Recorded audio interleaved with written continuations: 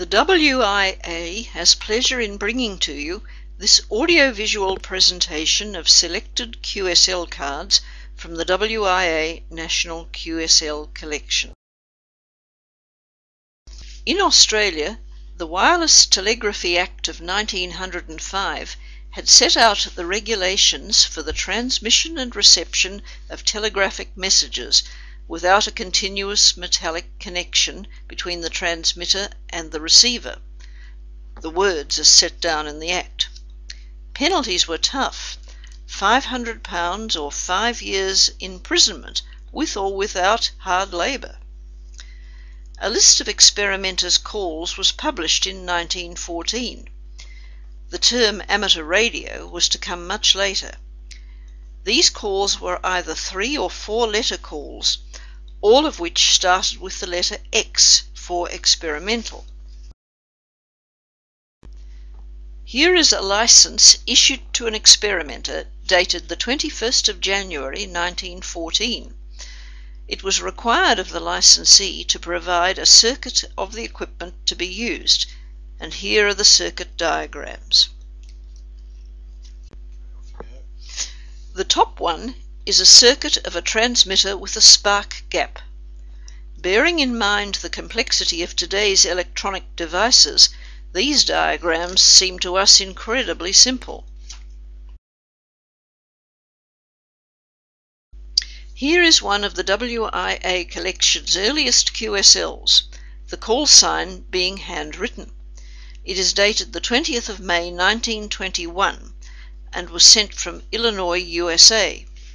It was addressed to station 9AMK, also in the USA. As we can see from the reverse side of the card, the operator used a postcard, which was the common practice. Here is one of the earliest of our Australian QSLs, dated the 2nd of July 1924. The operator was using one of the new Neutrodyne receivers, which were all the rage at the time. Their circuit reduced unwanted feedback.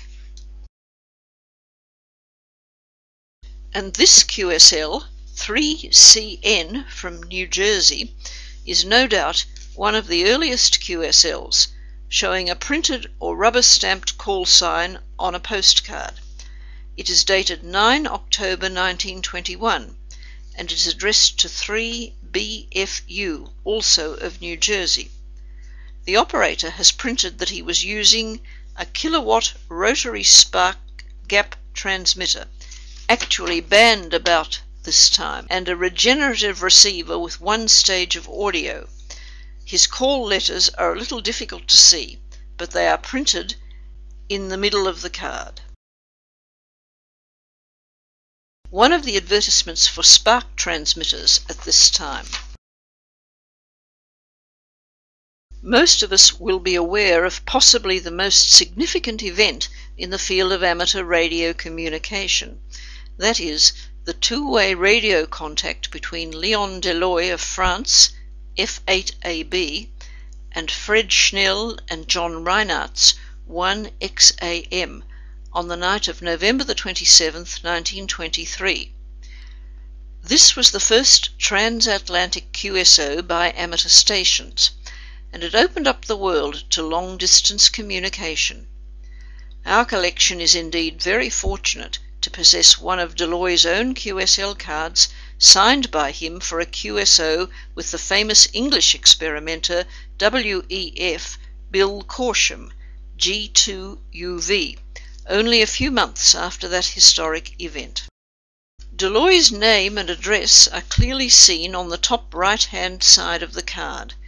It is dated 17th of May 1924.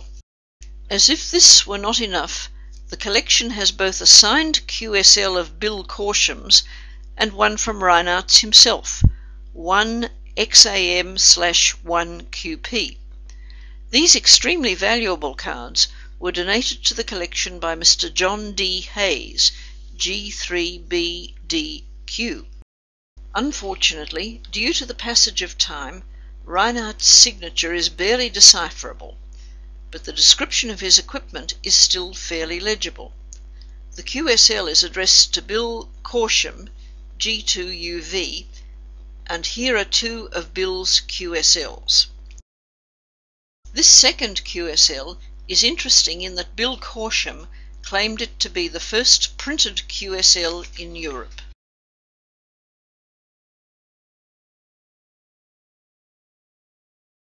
The earliest QSLs lacked an alphabetical prefix. Only the name of the country appeared on the cards.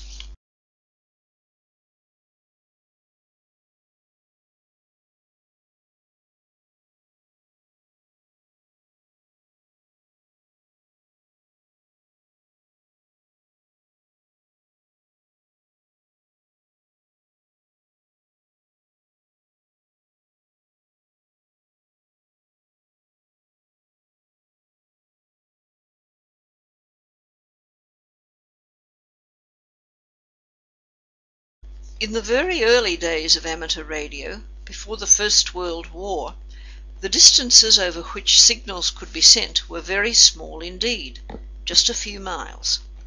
Most amateurs would know of the ARRL, but little of its purpose in those early days. The American Radio Relay League, as its name implies, was a body, the members of which relayed messages across the width of America, because it was not then possible for a signal to reach from one side of the continent to the other. This QSL, dated 27th of February 1933, is from the headquarters station of the ARRL. Like the owner of this QSL, 9DNG, dated 1928, many station owners were proud to be an official ARRL relay station.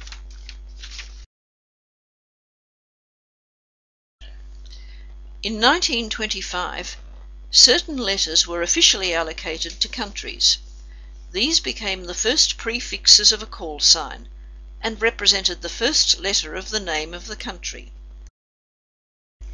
Here are a few of these early QSLs. For Australia, from New Zealand, from Great Britain, from Canada, from USA, and from Japan.